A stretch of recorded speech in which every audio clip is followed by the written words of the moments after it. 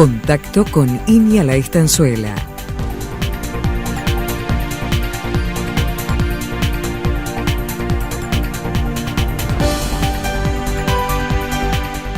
Novedades desde la investigación agropecuaria.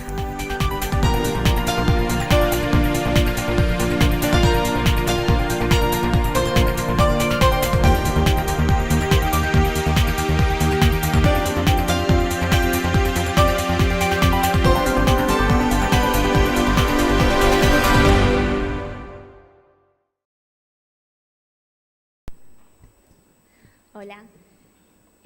Bueno, el título de la charla es ¿cuántas raíces producen los cultivos de servicios? Y antes que nada quería contarles por qué me interesaba conocer esa biomasa de raíces. Lo que pasa en los sistemas agrícolas es que sembramos cultivos anuales que están especializados en producir granos y que aportan muy pocas raíces al suelo. Y entonces parte de los problemas que vemos en la agricultura como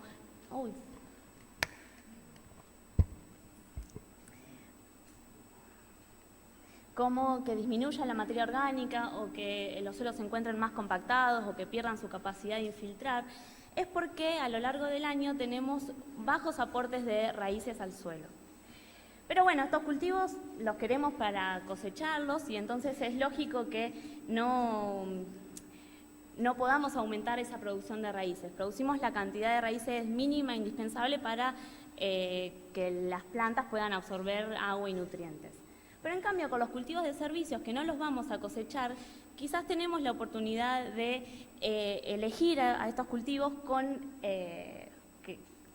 rasgos como es la producción de raíces, que si es que los vamos a sembrar específicamente para que aumenten la materia orgánica o mejoren las propiedades físicas del suelo.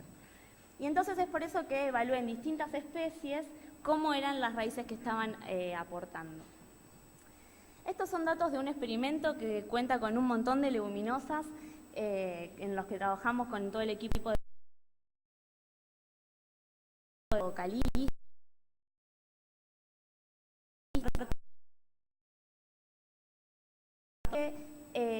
Hay mucha variabilidad en la producción de raíces, incluso dentro de un mismo género. Teníamos lupinos, medicados, tréboles y vitis.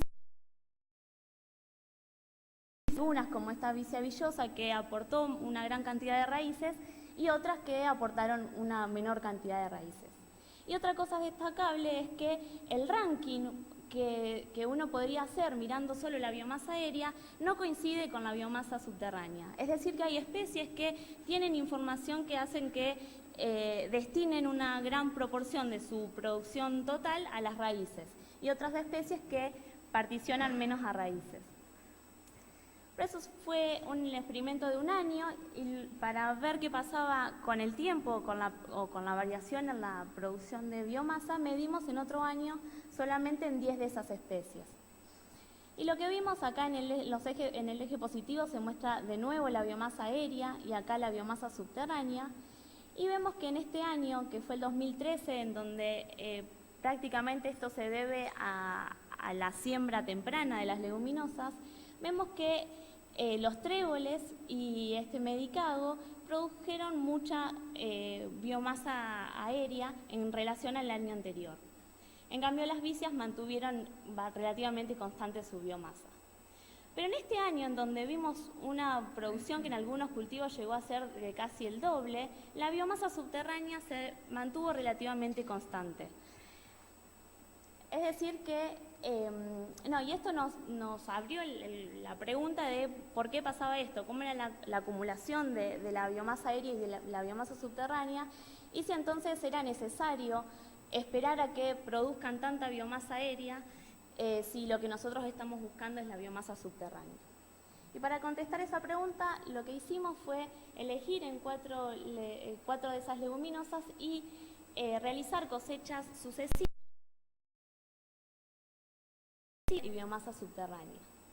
Y esto fue lo que encontramos. Estas líneas corresponden a la biomasa aérea y esto a la biomasa subterránea. Y vemos que entre principios de agosto y principios de septiembre, la biomasa aérea aumenta a una tasa muy alta, pero que en cambio la biomasa subterránea se formó Ay, perdón. Se formó una gran proporción de la biomasa de raíces ya estaba formada en esta fecha.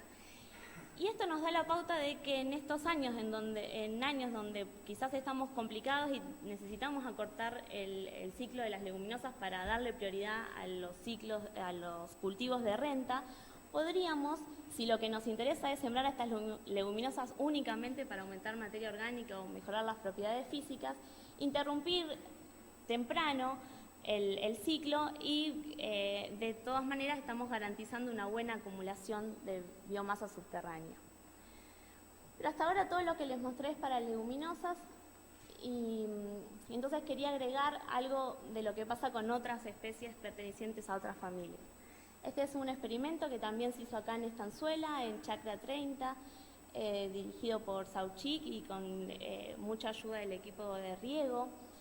Y vemos que en 3 años, de nuevo biomasa aérea y biomasa subterránea, todas estas son leguminosas, encontramos el mismo patrón. A pesar de que hay variación en la biomasa aérea que producen cada una de estas especies, la biomasa subterránea se mantuvo relativamente constante. Lo que sí es distinto es la cantidad de raíces que pueden aportar las distintas especies. En las gramíneas ocurrió algo muy parecido. También y la biomasa de raíces tendió a ser más similar entre años, pero con diferencias muy importantes. En este caso, Raigras tuvo una de las mayores producciones de biomasa aérea, más incluso que avena, y ambas mayores que las leguminosas. Las únicas especies que no siguieron ese patrón fueron los nabos forrajeros, las dos crucíferas. Estas sí son especies en que durante su selección se consideró la biomasa subterránea y entonces en los años en donde hay mayor producción también tienden a destinar más producción a raíces y entonces producen una mayor cantidad de raíces. Básicamente el mensaje de esto es que si vamos a sembrar estas especies con estos objetivos específicos de aumentar la materia orgánica o de mejorar las propiedades físicas, tenemos que necesariamente empezar a evaluar estos rasgos que se encuentran más relacionados, por esto de que muchas veces lo que estamos viendo con la biomasa aérea no es suficiente para elegir a las especies que más se adaptan a nuestra necesidad. Bueno, muchas gracias y perdón por...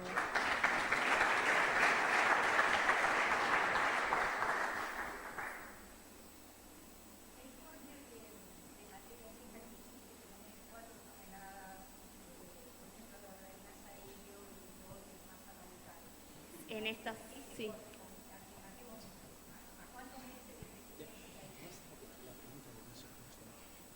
Si me preguntan cuál fue el ciclo, la duración de... Y estos se sembraban al voleo sobre soja, la fecha fue variable entre años, dependiendo del año en particular, pero alrededor de abril, fines de abril. Y la cosecha fue a principios de octubre. Los cortes para evaluar la biomasa aérea. Sí.